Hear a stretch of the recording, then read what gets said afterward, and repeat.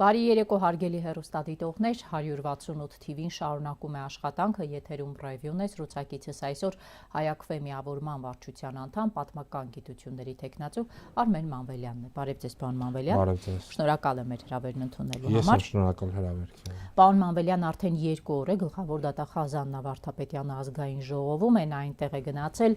Հովիկ Աղազարյանին, նախկին ԿՊԱ-ական պատգամավոր ներկայումս անկախ եւ պատիվ ունեմ խմբակցության պատգամավոր Տարոն Մարգարյանին անձեռնմխելիությունից զրկելու հարցով։ Օրինակ Տարոն Մարգարյանի գործը 7 տարի առաջ բացված գործ է, բայց չգիտես ինչու ԿՊԱ-ական իշխանությունը հիմա է որոշել գնալ Մարգարյանի հետևից։ Եթե թողնենք անձերին մի կողմ, ընդհանուր առմամբ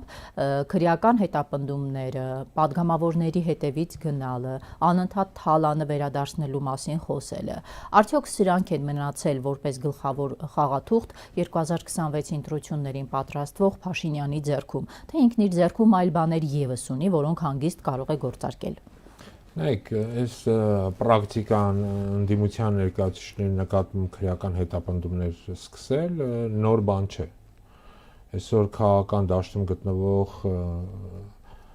քաղաքական լիդերները ընդդիմության բոլորի նկատմամբ է հարուցված է քրեական գործ, բոլորի առանց ասենց բացառության։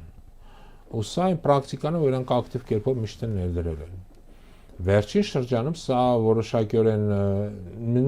մոտապես մի տարի առաջ սա որոշակիորեն պասիվացել էր, հիմա նորից ակտիվացրել են այս խաղաքարտը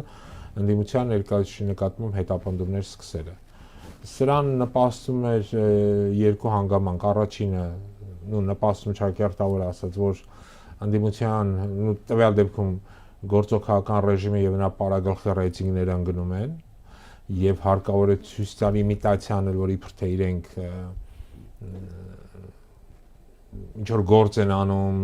չգիտեմ, այսպես կոչած իրենց թալանը հետ բերելու գործընթացի մեջ են, սա շարունակական է եւ այլն եւ այլն։ Այլ բան է, որ սա այլևս չի աշխատում իրենց օգտին, այսինքն այս թալանը հետ բերելու գործընթացը հիմա վերածվել է որոշակի ծաղրի, հենց նույնիսկ իրենց կողմնակիցների խոսույցից է դա երևում։ Մյուսների նկատմամբ հետապնդումներ նույն Հովիկ Աղազարյանի եւ այլն, սա ավելի շուտ իր կողմնակիցներին մեսիջ է, որ ցանկացած որ փորձին դավաճանել, ասենց հետապնդումների առաջ է հայտնվելու։ Տեսեք, երեք ազգային ժողով կառավարություն հարց ու պատասխանն էր, որի ժամանակ Փաշինյանը հերթական անգամ անկառավարելի իրավիճակում հայտնվեց, ասաց, որ նախկին նախագահներին կտա պատերով, նրանց քաղաքական դիակի մնացորդները դուրս կհանի, թող բոլորը լռեն, նստեն իրենց տեղերը, կապիտուլյանտը իրենք են, ոչ թե ինքը, թողնում ենք այս ամենը մի կողմ։ Բայց երեք ազգային ժողովի ամբիոնից Փաշինյանը արեց հետևյալ ձևակերպումը. առանց սեթևե թանքի եւ աներկբա ուզում եմ ասել, որ մենք Ղարաբաղյան շարժումը չպետք է շարունակենք, եւ սա Հայաստանի պաշտոնական դիրքորոշումն է։ Եթե ժողովուրդը համաձայն չէ, ես Հայաստանի վարչապետ չեմ լինի։ Այս սրան եմ ուզում անդրադառնանք։ Ինչ է նշանակում Փաշինյանը միանձնյա որոշի եւ ասի, որ մենք Ղարաբաղյան շարժումը այլևս չենք շարունակելու։ Սա հստակ կերպով ադրբեջանական դիրքորոշում է։ Սա Ալիևի պահանջներից մեկն է, չէ՞ որ հռչակագրի փոխել կամ հանել հռչակագիրը, մերժել եւ այլն։ Սա հենց այս քաղաքական գծի շարունակություն, սա Ադրբեջանի պահանջն է։ Ես համոզված եմ, որ հաջորդիվ ինքը ասել է, որ մենք նաեւ ցեղասպանության ճանաչումն ենք դադարեցնելու պաշտոնապես, որովհետեւ սա էլ Թուրքիայի դիրքորոշումն է։ Իսկ այս անձը Ադրբեջանի եւ Թուրքիայի պահանջների կատարածողն է, սա է խնդիրը։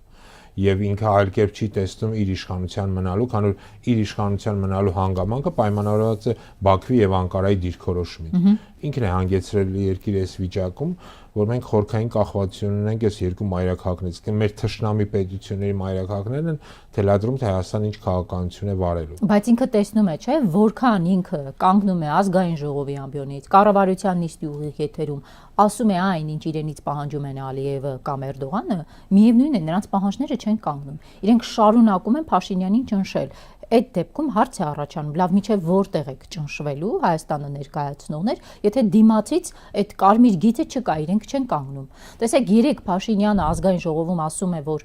Ղարաբաղյան շարժումը մենք չենք շարունակելու։ Դրանից անմիջապես հետո Ալիևի հատուկ հանձնարարություններով Ամիր Մեկովը ասում է, որ պետք է հայկական կողմը արագացնի խաղաղության համաձայնագրի ստորագրման գործընթացը, որովհետև այդ հնարավորությունը հավերժ չէ։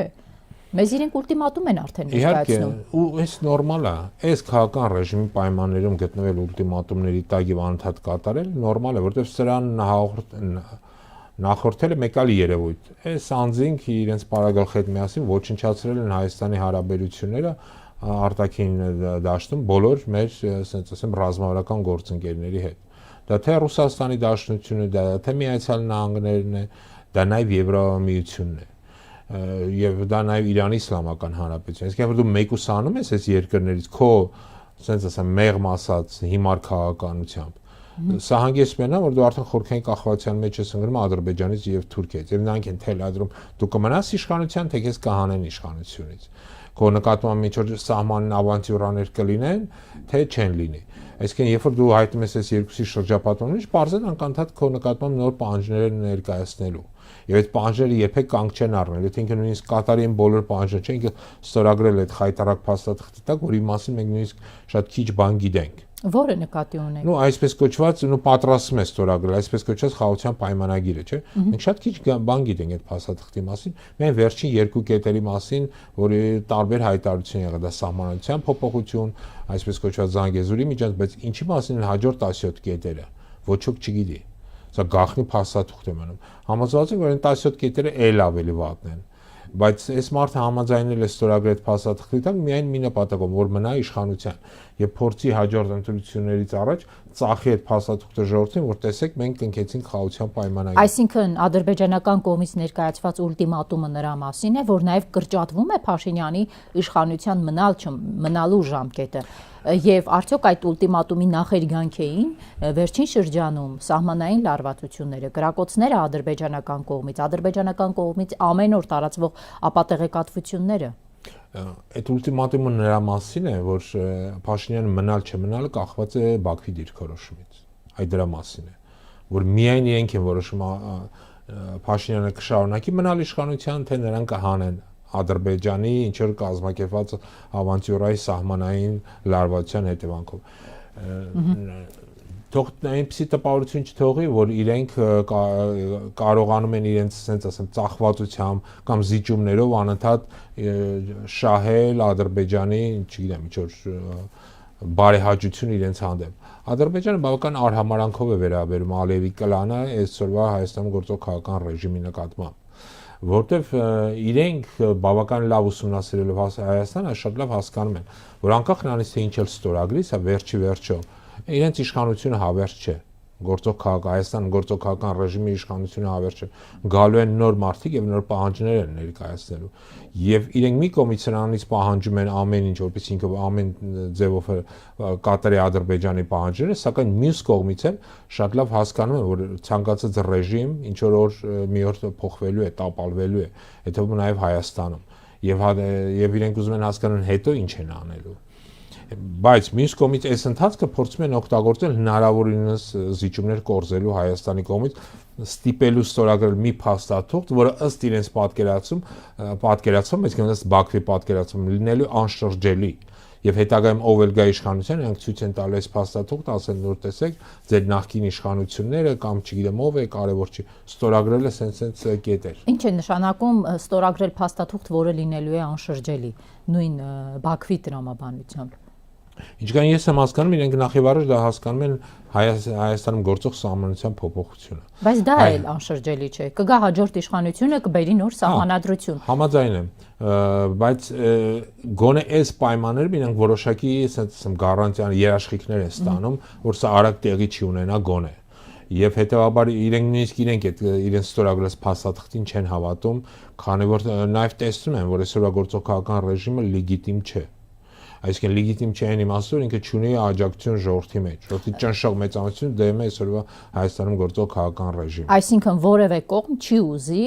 ընդամենը 10%-անոց վարկանիշ ունեցողի հետ գնալ պայմանագիր ստորագրել։ Շատ ճիշտ է, եւ սա հետեւաբար պարտադրվելու են իրեն ինչ նոր ընտրություններ։ Անպայման են պարտադրելու են, որպեսզի ինքը ընտրություններում ցույց տա իր լեգիտիմությունը,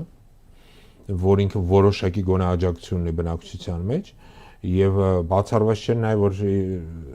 մի քանի օրից տեղ ունեցող Գյումրիում փառաքարում ընտրությունները հենց այդ լեգիտիմության առաջին, ասենց ասեմ, արտացոլանքն ելնելու։ Այսինքն ինքը կարա այս տարածքներում ինչ որ լեգիտիմություն ստանալ, թե չի կարող։ Դրա համար այս ընտրությունների առաջիկա տեղական մասշտաբի ընտրությունները իրենց համար շատ կարևոր են, ցույց տալու համար որ իրենք լեգիտիմ են, որ իրենք կարող են ինչ-որ փոփոխություն անել կամ կարող են բնակչության վրա ազդել։ Երեք Փաշինյանի ընտանեկան կայքը հրապարակում է ձայնագրություն Գյումրու թիմ ընտրությունների մասնակից թեկնածուներից մեկի վերաբերյալ։ Այնուհետև Փաշինյանը ազգային ժողովում ասում է, որ եթե ինչ-որ մեկը փորձի բռնանա քաղաքացու կամքին, իրենք այդ մարդուն կտապալեն ասֆալտին, ամենակարճ ճանապարհը դա է, ասֆալտին կտան, հա։ Հիմա կարող ենք ասել, որ Փաշինյանը այս տարբերակով նախապատրաստում է Գյումրիում Վանաձորի կրկնությունը ունենալու համար։ Եթե կհաղթի այն մարդը, որը իր սրտով չէ, կհարուցվեն քրեական գործեր, տեղի կունենա ավականու տեխնացուների գողություն, կամ ինչպես դուք եք ասում, անասնագողություն, եւ ի վերջո Գյումրիում կունենանք այն պատկերը, որը ունեցանք Վանաձորում 2 տարի, Վանաձորն ուներ ընտրված քաղաքապետ, բայց ավականին չէր կարողանում աշխատել, քաղաքապետն էլ բանտում էր։ Հիմա երբ Փաշինյանը ազգային ժողովի ամբիոնից ասում է կպարկացնենք ասֆալտներին եւ այլն, հա, դրա նախերգանքն է թե ոչ։ Նայեք, ինչեւ այդ հարցին հասնել է, այն փաստը որ իրենք այդ ձայնագրությունները, սա անօրինականություն է,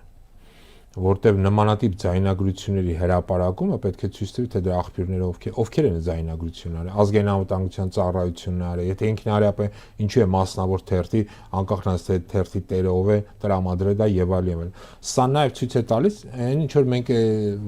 նաեւ որպես դիտորդներ ենք տեսնում, իշխանական ռեսուրսի չարաշահում։ Այսինքն սա հստակ կերպով ցույց է տալիս, որ մարդիկ ոչ միայն ընդդիմության են հետապնդում, ձայնագրություններ են կազմակերպում եւ այլն եւ այլն։ Իդեպ դա նաեւ այսօր էլ է շարունակում։ Հենց այսօր մեզ հայտնի դարձավ, որ մտել են Մայր Հայաստան ընդդիմադիր դաշինքի շտաբը եւ հենց հիմա այնտեղ գնում են խոզարկություններ, այսինքն երբ որ մենք ձեր հետ հարցազրույց ենք տալի։ Այսինքն այս երևույթը ցույց է տալիս նաեւ իշխանական ռեսուրսի չարաշահում, ցույց է տալիս այն վախի մթնոլորտը, որ նրանք փորձում են ստեղծել եւ այո դուք ճիշտ եք, իրենք շատ հնարավոր է այդ Վանաձորի սցենարը փորձեն կրկնել։ Իդեպ դա արել են ոչ միայն Վանաձորում, դա արել են Վարդենիսում, դա արել են Ալավերդիում, եւս մի շարք վայրերում, որտեղ իշխանության են եկել ընտրությունների արդյունքում ոչ իրենց ցանկալի անձին կամ ոչ իրենց ընդդիմադիր դաշինքները։ Սակայն այս սցենարը նաև միաժամանակ ցույց է տալիս, որ այս մարդկանց ռեսուրսը, ասենց ասեմ, ժողովրդի մեջ իրենց աջակցություններն այսքան են նվազել, որ իրենց հույսը միայն այս անօրինականություններն են։ Անօրինական կերպով գողանալ իշխանությունը, որը իրենք չեն կարողանում հասնել ընտրությունների միջոցով, կամ գողանալ այսպես կոչված ընդդիմադիր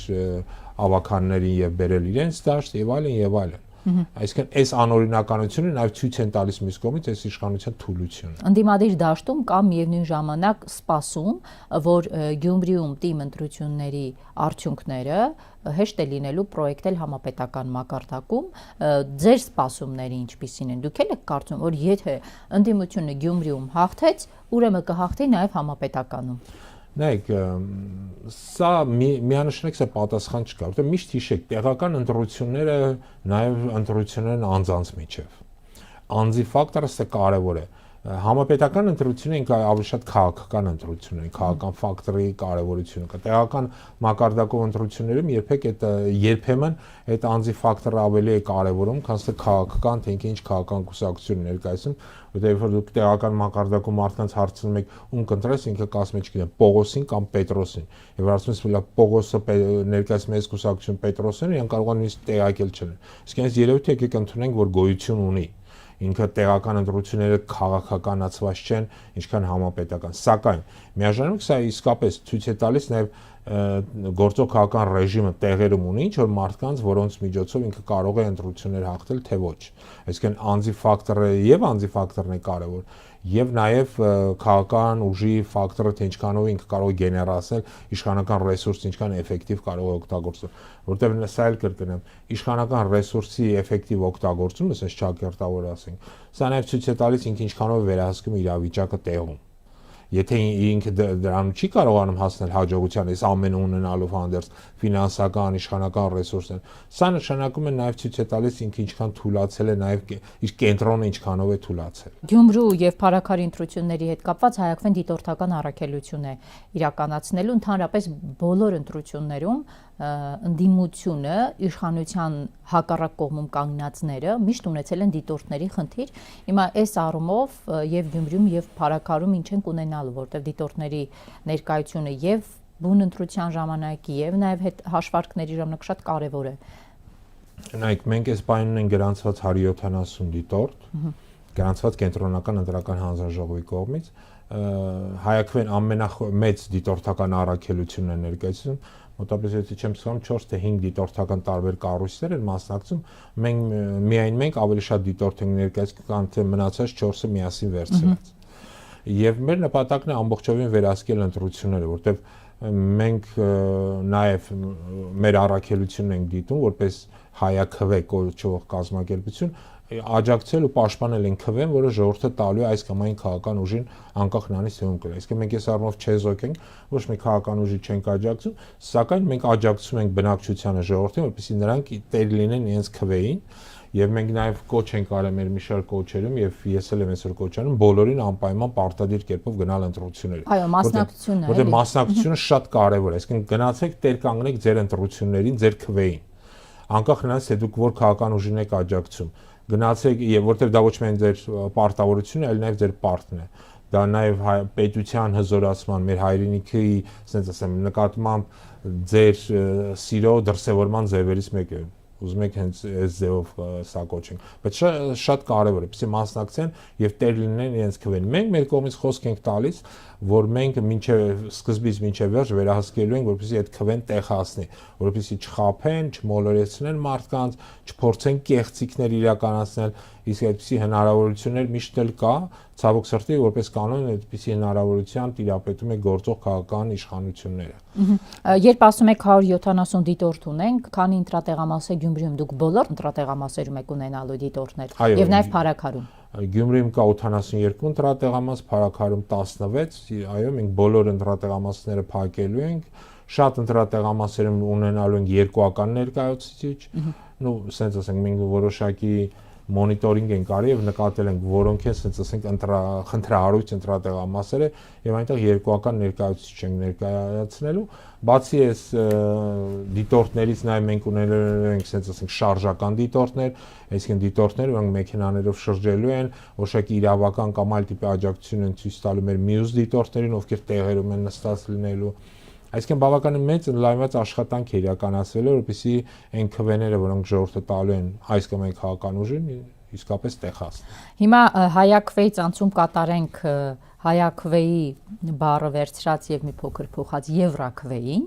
Գիտեք, պարոն Մանվելյան, 3 ազգային ժողովը 64 կողմ ձայնով երկրորդ ընթերցմամբ եւ ամբողջությամբ ընդունեց Եվրաքվեի վերած օրենքի նախագիծը, դա այլևս օրենք է, Հայաստանը պետք է սկսի Եվրամիության անդամակցության գործընթաց։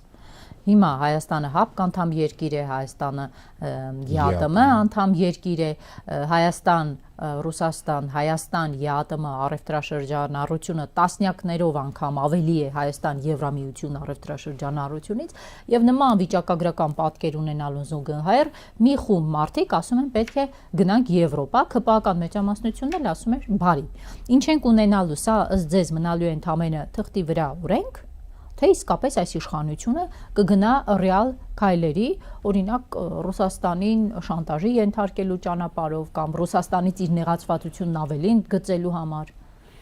Նայեք, մենք այսօրվա իշխանությունները, որի քաղաքական կուրսը կարող ենք դատել անցած 7 տարիներով, կարող ենք ասել, որ այս մարդիկ որոշակիորեն ավանտյուրիստներ են, միշտ էլ եղել են այդ ավանտյուրիստները։ Իրենք մանիպուլյացիայի արքաներ են եւ կարողացել են մանիպուլյացիաները հստակ կերպով իրականացնել Հայաստանի ներսում։ Բայց իրենք այս 7 տարի չեն հասկացել, որ մանիպուլյացիաները միջազգային հարաբերություններում չի աշխատում։ Իրենք չեն կարող միջազգային հարաբերություններին դիտարկել որպես մանիպուլյացիայի դաշտ, որտեղ ընդունեն որոշում կամ օրենք ինչպես իրենք են դիտարկում Եվրամիության անդամակցելու եւ ապա մնալ ԵԱՏՄ անդամ։ Որտեղ ինչ բան է ԵԱՏՄ-ն եւ Եվրամիությունը, առաջին հերթին այս երկու կազմակերպությունները ցանկ մաքսային միություններ են։ Այսինքն երբ որ դու ԵԱՏՄ անդամ ես, դու օգտվում ես որոշակի մաքսային առավելությունից եւ կարողանում ես առևտրաշրջանառությունը կազմակերպել ԵԱՏՄ ներսում ԵԱՏՄ անդամ երկրների հետ, հենց օգտվելով այդ մաքսային առավելությունից քո ապրանքները տեղափոխես, ապրանքների տեղաշարժը կազմակերպես առանց կրկնակի կամ եռակի մաքսային վճարների։ Նույնը նաեւ Եվրամիությունը։ Երբ որ դու որոշում ես անդամակցել Եվրամիությանը, դու պետք է հստակ մեսիջ ուղարկես ԵԱՏՄ-ին, որ դու պատրաստվում ես այս մաքսային միությունից դուրս գալ։ Իսկ եկեք չմոռանանք մեր առևտրաշրջանառության առույցի բաժինը հենց ԵԱՏՄ երկրներն են։ Մոտավորապես 8-ից 9 միլիարդ արտաքին առևտրաշրջանառությունն են, որի առույցի բաժինը ընկնում է ԵԱՏՄ երկրներին, հատկապես Ռուսաստանը եւ ԵԱՏՄ անդամ մյուս պետությունները։ Ու մենք ոչ միայն այս երկրներն այլ ուղարկում ենք պատրաստի ապրանքներ, սա ամենակարևորն է։ Տեսեք, 2 ամիս առաջ սա գնաց խորհրդարան,